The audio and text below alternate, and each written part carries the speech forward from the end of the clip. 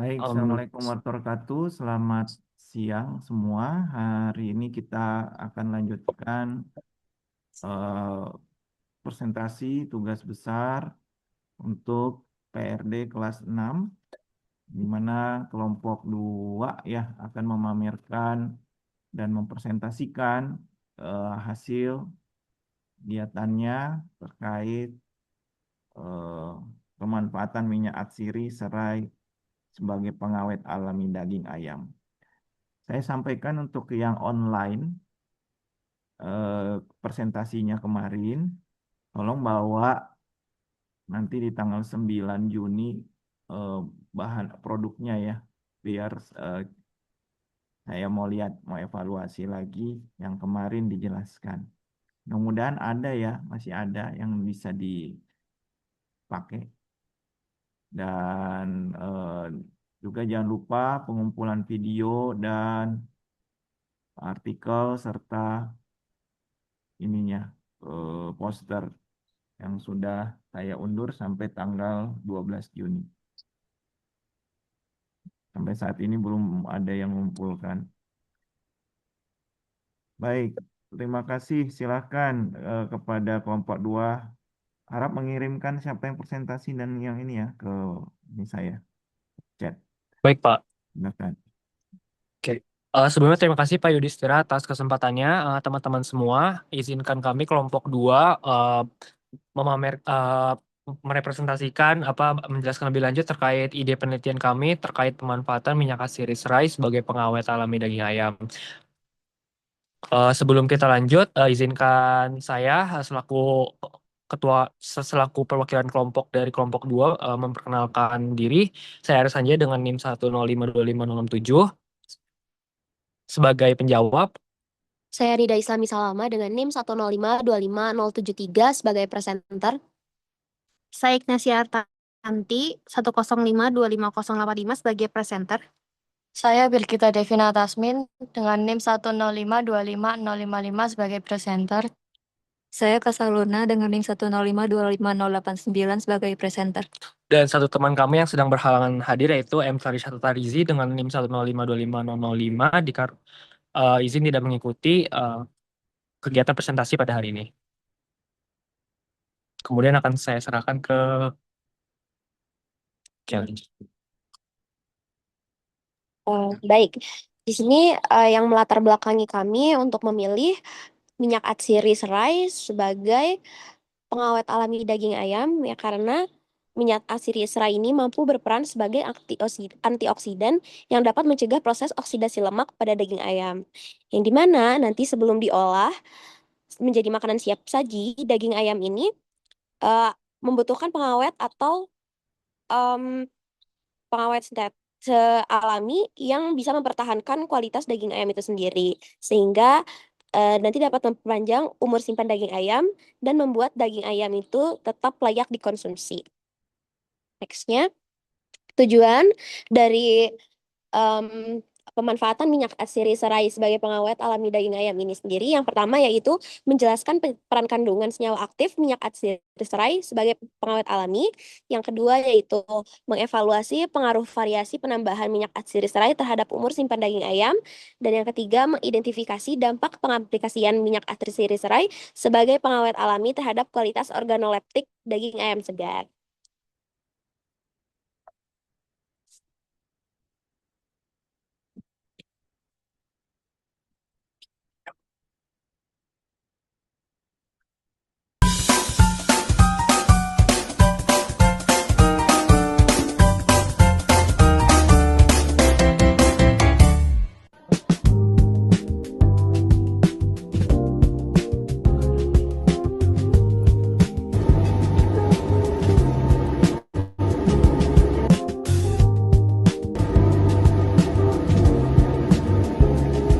Ini untuk video pembuatan kita dalam membuat larutan campuran minyak atsiri dan twin.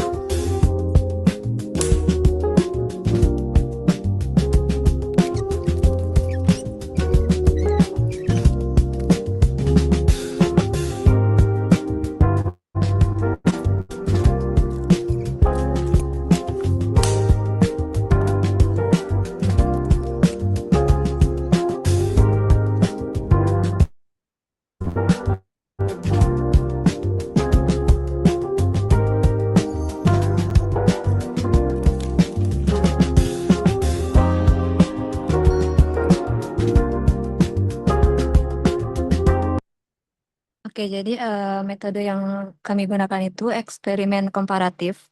Karena penelitian ini sendiri bertujuan untuk membandingkan kualitas daging ayam yang diawetkan menggunakan variasi konsentrasi minyak asidi serai dengan daging ayam yang tidak menggunakan pengawet melalui eksperimen.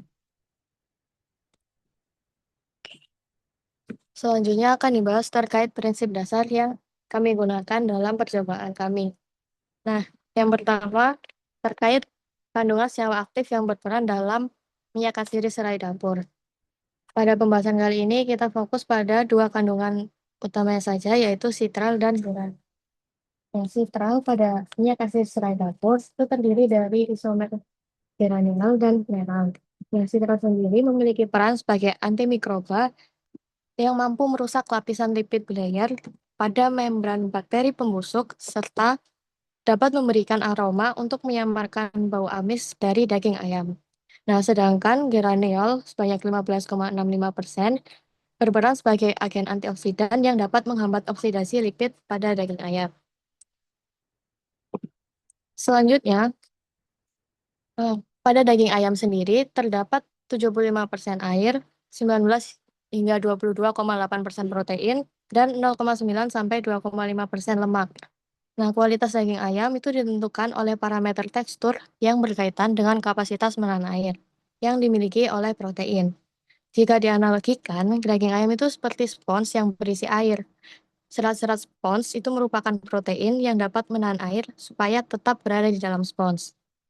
Nah, kemampuan menahan air ini bersifat dinamis, artinya dia akan menurun seiring berjalannya waktu. Ibarat air dalam spons yang keluar dari spons seiring pertambahan waktu. Hal inilah yang memicu pertumbuhan bakteri pada daging ayam. Nah, kemudian bakteri memiliki membran sel lipid bilayer yang bersifat nonpolar. Demikian halnya sitral juga bersifat nonpolar yang mengakibatkan sitral akan mudah untuk masuk ke dalam sel bakteri. Nah, saat sitral masuk ke dalam sel bakteri, sitral ini akan merusak susunan selnya sehingga terjadi kebocoran isi sel bakterinya. Nah, saat pembusukan terjadi, bakteri ini akan menyintesis enzim yang mampu menghasilkan amonia dan juga hidrogen sulfida. Nah, sitral ini akan berinteraksi dengan gugus asam amino pada enzim yang dihasilkan oleh bakteri, sehingga enzim pada bakteri ini akan mengalami denaturasi. Akibatnya, metabolisme bakteri ini akan terganggu, sehingga pertumbuhan bakteri pun terhambat. Selanjutnya, minyak asiri sebagai antioksidan. Nah, ini nggak bisa diskurs soalnya. Ini adalah struktur kimia umum untuk lemak, yang mana R itu menyatakan ikatan rantai panjang pada karbon dan hidrogen. Nah, ketika lemak bertemu dengan oksigen yang merupakan oksidator kuat, ikatan antara karbon dan hidrogen tersebut akan diputus sehingga terjadilah reaksi oksidasi. Nah, putusnya ikatan kovalen ini akan menghasilkan senyawa peroksida yang menghasilkan bau tengik pada daging ayam. Kemudian proses ini akan terus-menerus terjadi selagi ada oksigen di lingkungan tersebut. Nah, minyak asiri serai dapur yang mengandung geraniol ini dapat berperan sebagai antioksidan karena geraniol merupakan reduktor kuat yang dapat menghentikan penguraian senyawa peroksida dan oksidasi lemak pun dapat berhenti.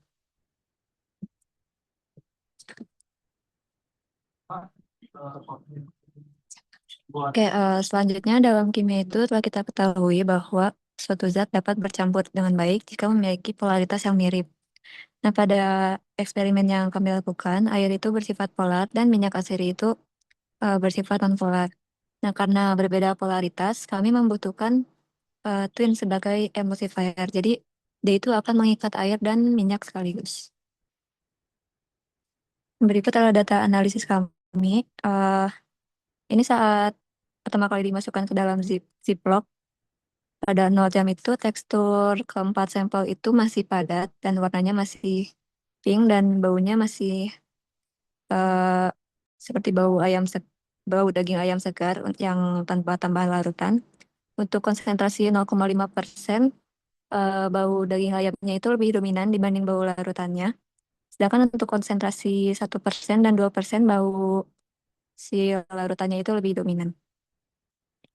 Pada setelah 12 jam, eh, yang tanpa tanpa tanpa tambahan larutan masih bau daging ayam segar, dan pada konsentrasi 0,5%, 1% dan 2% itu masih tercium sedikit bau larutannya. Nah, setelah 24 jam, eh, pada daging ayam yang tanpa tambahan larutan itu telah muncul lendir dan baunya mulai seperti bau busuk gitu. Sedangkan untuk konsentrasi 0,5%, konsentrasi 1% dan konsentrasi 2%, dia masih ada bau sedikit dari larutannya. Dan setelah 30 jam, yang daging ayam yang tanpa tambahan larutan itu, dia sudah benar-benar bau busuk. Sedangkan pada konsentrasi 0,5%, dia bau daging ayamnya juga lebih dominan. Pada konsentrasi 1%, bau daging ayamnya juga lebih dominan. Sedangkan pada konsentrasi 2% masih ada sedikit bau minyak, bau larutannya.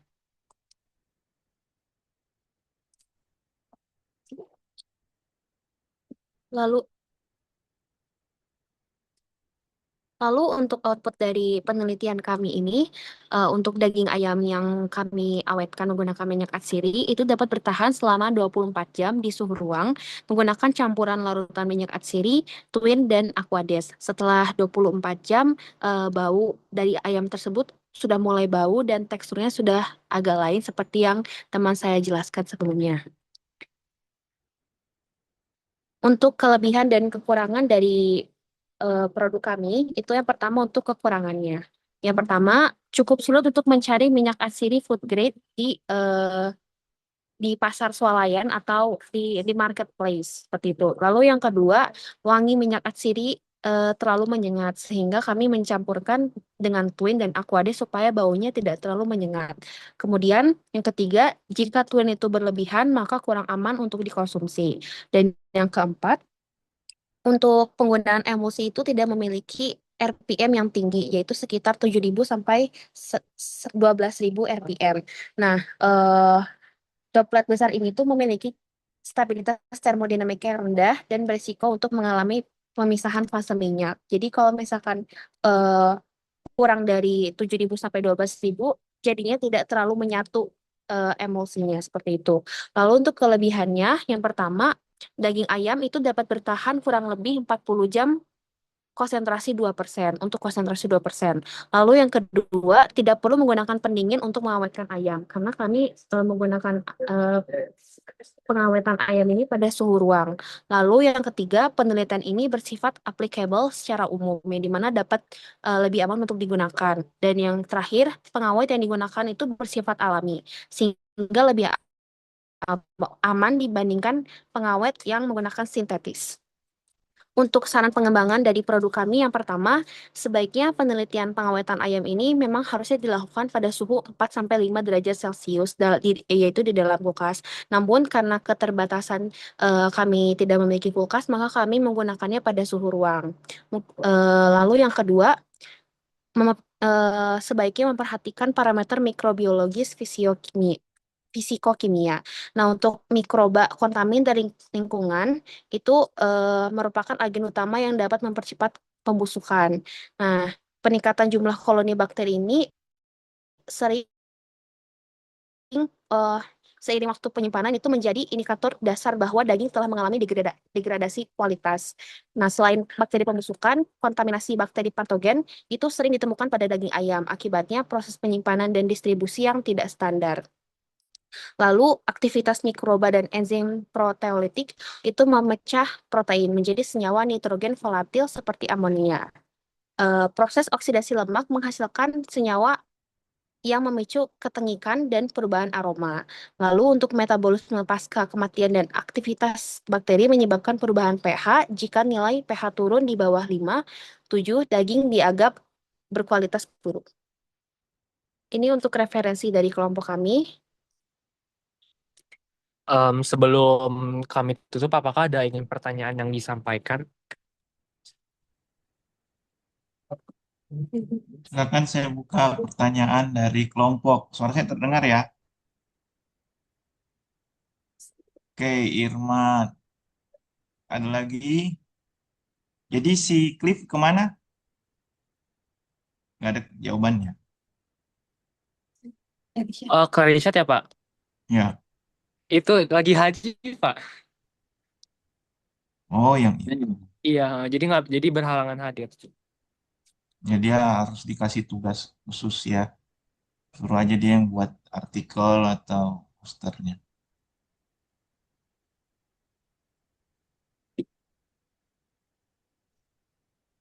Risela, Haya, silakan. Sama Irna. Irna dulu lah.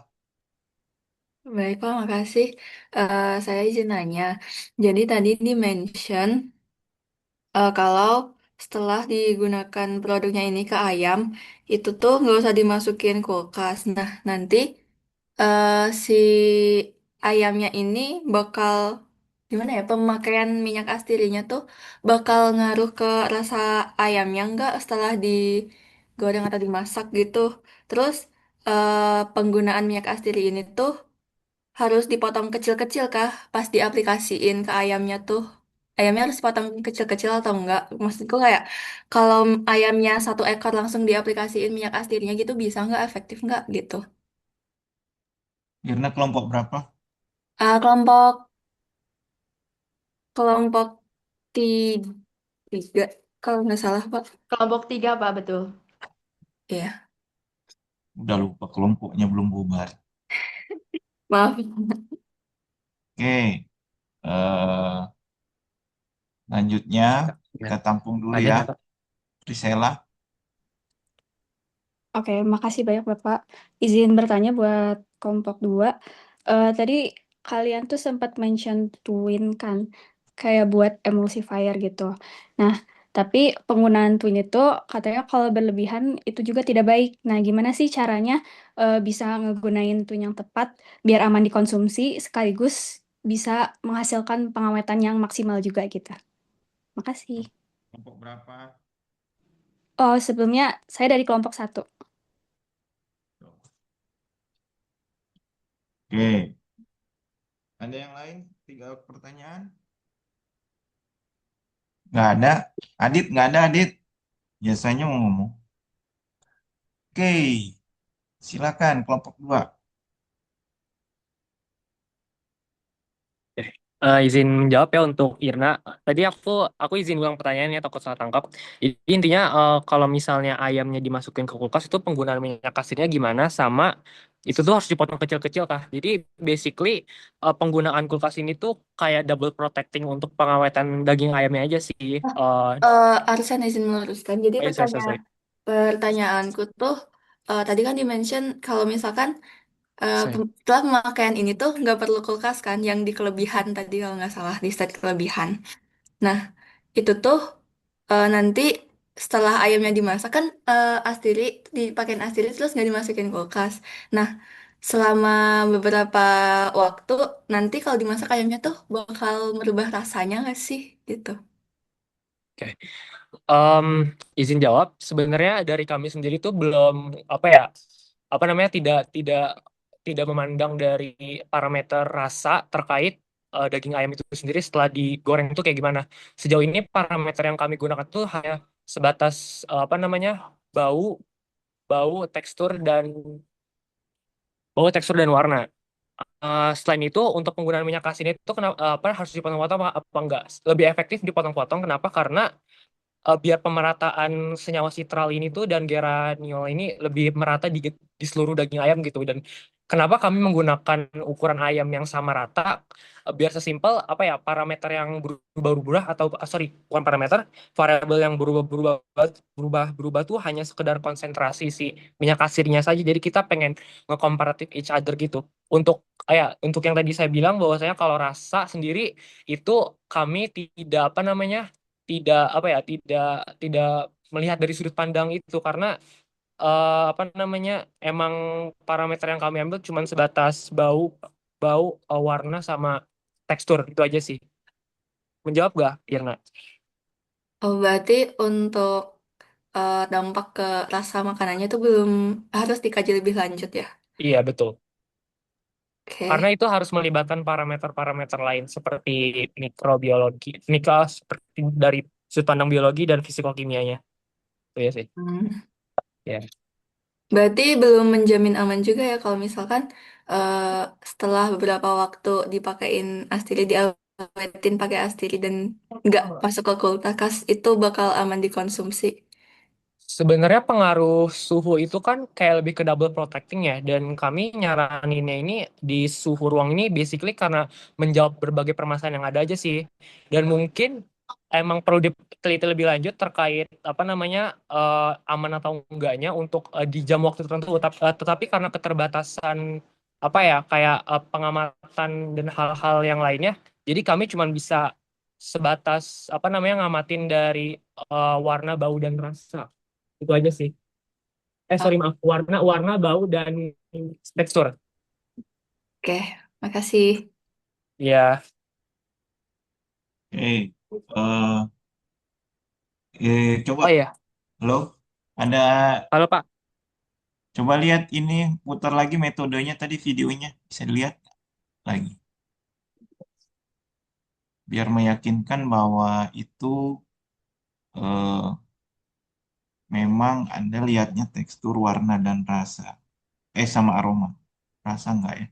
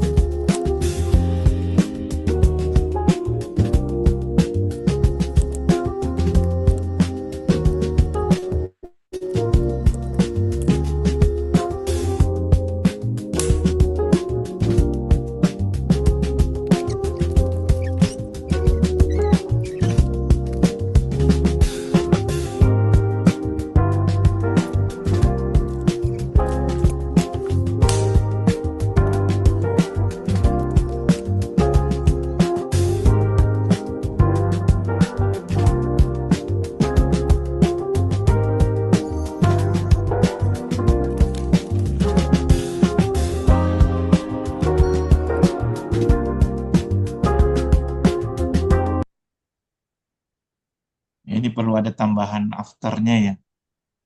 Kalau ada eh, warnanya jadi apa, teksturnya jadi apa, eh, biar masuk juga ke video ya. Jadi bisa dilihat perubahan. Kalau diet ini kan emang ada di slide, tapi kan mana yang optimumnya aja bisa taruh di video. Eh, Anda di sini juga pakai lihat daya tahan nggak? Dia busuk Daya nggak ya? tahan apa? Daya tahan apa Pak? Ayamnya busuk nggak dia?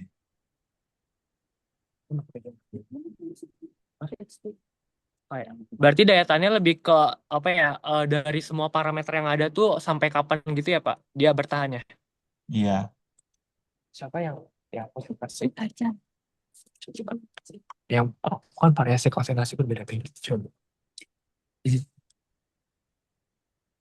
Izin menjawab, Pak, untuk daging ayam ini bertahan itu di sekitar 24 jam, Pak. Jadi kalau misalkan udah sedih setelah 24 jam, bau dan warnanya itu akan jadi berbeda. Jadi udah mulai muncul lendir dan udah putih dan udah termasuk ke dalam pembusukan. Kayak gitu, Pak. Tapi kayaknya kurang dari 24 jam. Nah, kalau ini mau jadikan jadi bahan pengawet, pengganti bahan pengawet, kan ada parameter fisiknya ya. Salah satunya ada daya tahan. Tapi aroma sudah, warna sudah, dan itu Anda harus lihat seiring waktu ya perubahannya. Kita kurangin di situ. Sih. Halo. Iya, Pak. Yang kurang juga adalah pembanding. Ada Oke, Pak. orang, ada yang menggunakan pakai garam kan. Pengawet alami kan kalau nggak garam, gula, cuka, bawang, bawang, bawang itu juga bagus tuh, antibakteri. Maksudnya dia lebih dibandingkannya dengan apa? Garam kali ya, minyak atsiri atau cuka, karena fungsinya beda-beda biasanya. Nah, itu bisa dieksplor tuh. Jadi kamu bisa membandingkan dengan pengawet alami, walaupun nanti kamu punya kekurangannya juga kan pasti. Garam, gula, cuka, sama bawang-bawangan itu kan atau rempah itu kan biasanya kalau mau masak kan bisa tahan lama ya. Kalau pakai minyak asirinya bagaimana? Nah, itu mungkin ada parameter yang bisa diangkat sehingga bisa nanti eh, punya nilai lebih untuk di artikel ya. Oke, ada pertanyaan lain? Tadi Irsa belum ya? Oh Irsa, iya, Pak, belum, Pak. ya silakan.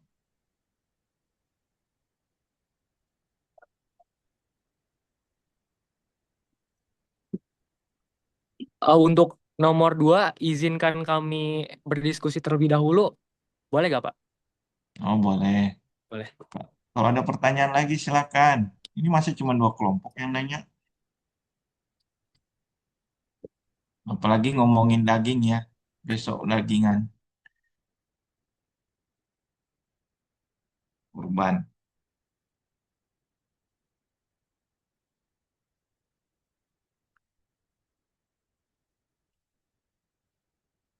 Absen sudah bisa dibuka. Jangan lupa absen sama form penilaian.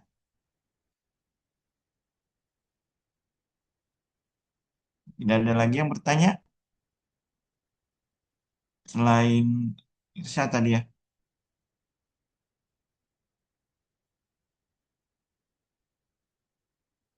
Kayaknya masih dominan kelompok tiga ini yang mau nanya terus. Oke, silakan dijawab saja. Masih diskusi. Kalau diskusi, saya nanya aja. Aman, Pak. Izin saya menjawab ya. Sebenarnya Ya, untuk apa ya, kayak rasio yang baik antara apa namanya, em, pengawetan ini dengan apa ya, dengan mempertimbangkan parameter lainnya itu, dari percobaan kita kemarin sejauh ini konsentrasi yang 2% itu yang lebih baik, sehingga rasio yang lebih baik antara minyak atsiri dengan twinnya itu 1:1 sih. Dan jawaban ini hanya berdasarkan apa ya, eksperimen kami kemarin dan data yang kami dapatkan. Itu aja sih, Pak. kejawab Irsya. Kelompok satu, maaf, Priscilla. Terjawab. Priscilla. Ya, Makasih. ya. Ada lagi? Meja ini ada yang nggak dipakai nggak, Sat?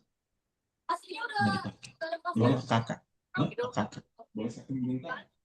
Yang ini bilang aja. Ke siapa? Ke kakak.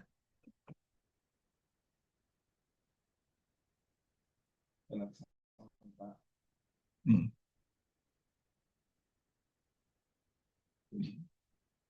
Oke, tidak ada pertanyaan ya. Baik, saya lagi. Saya coba lihat tujuannya.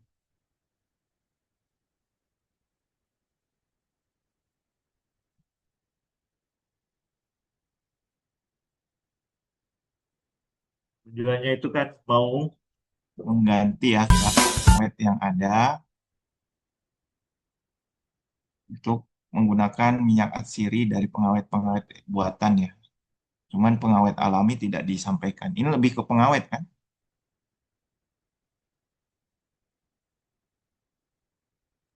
Jadi harapannya tidak ya. Jadi ini bisa jadi dua sama ini. Ini orangnya orang nggak tahu, belum tahu.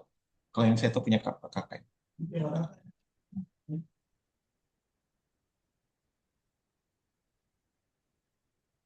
Ya, Jadi sebenarnya lebih ada yang ditentukan kan pengaruh penambahan minyak atsiri dengan adanya twin tadi ya.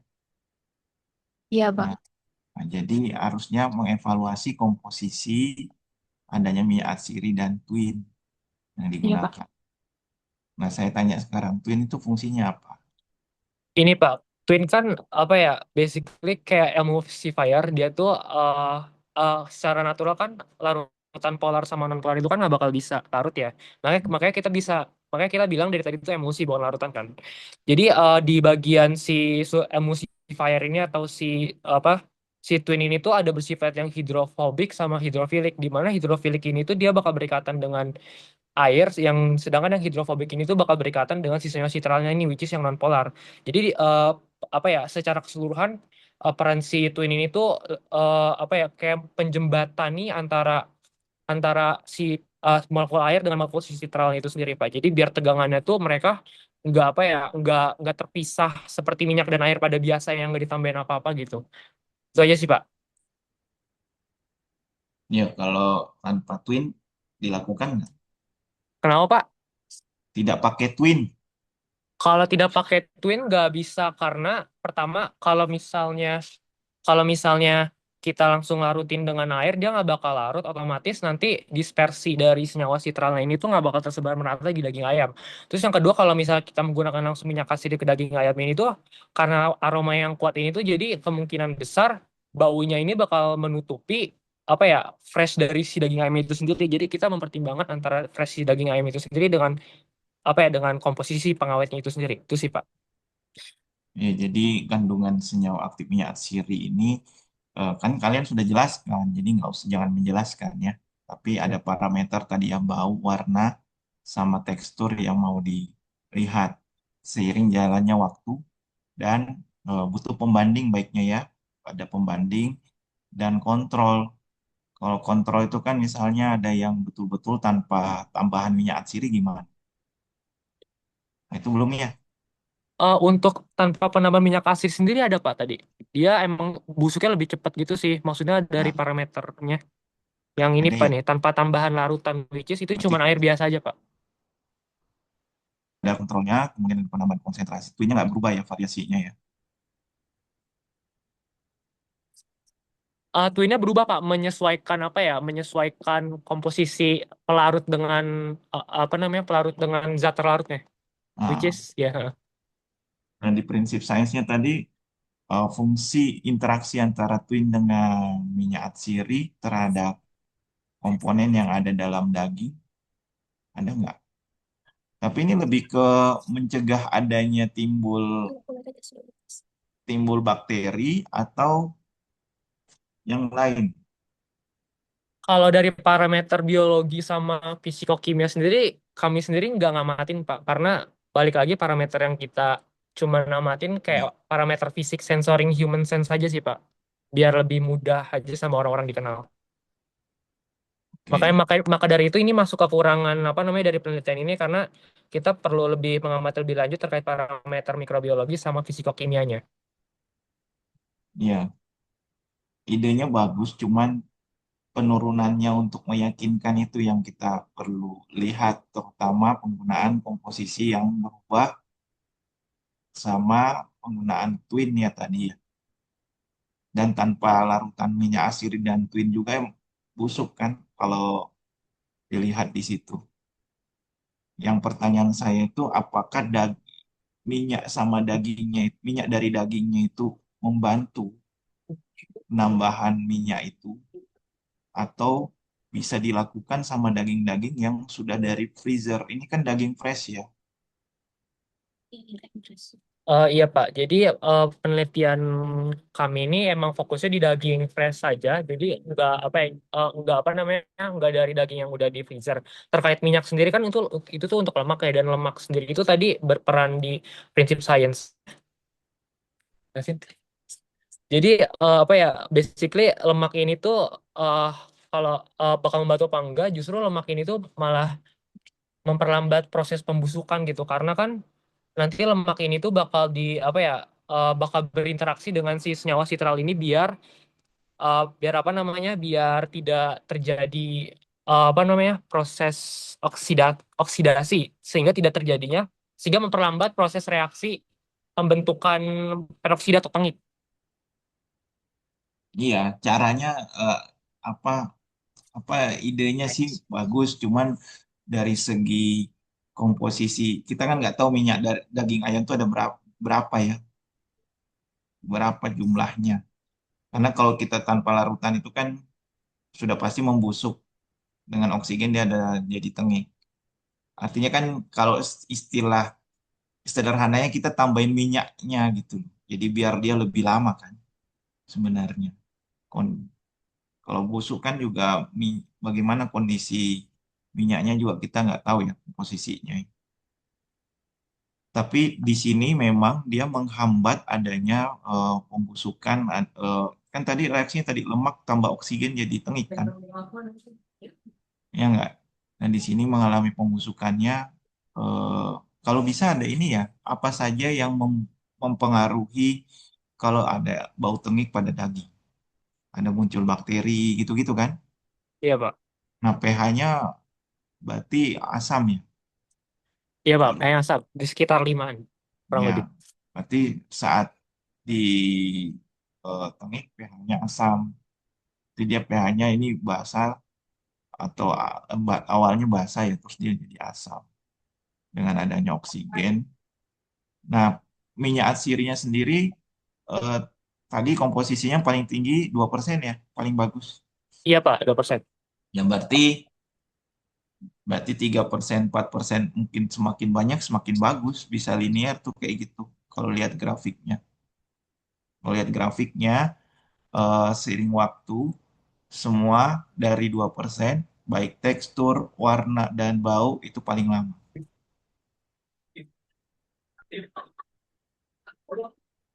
Ya kan? Iya, Pak. Iya Pak.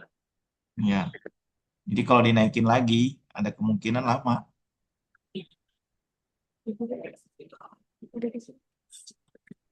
Nah, kembali ke pertanyaannya siapa tadi, kelompok 3 itu. Eh, Ngaruh nggak kerasa gitu ya. Jadi kan kalau rasa memang tidak dilihat, tidak diuji. Cuman memang yang kamu lihat di 2% itu minyaknya lebih banyak nggak setelah kamu cek? Lebih licin nggak daripada yang 0,5?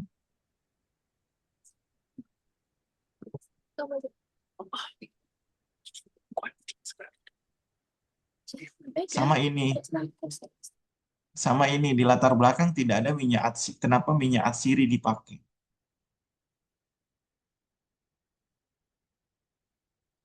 Ya, kenapa ini sebagai eh, apakah ada antioksidan lain yang dipakai? Terutama untuk pengawet ini. Ini kan minyak atsiri punya antioksidan. Goalnya dari situ kan, mencegah proses oksidasi lemak. Nah, kalau kita ganti dengan yang lain, ada nggak? Karena orang biasanya pakai bawang, rempah.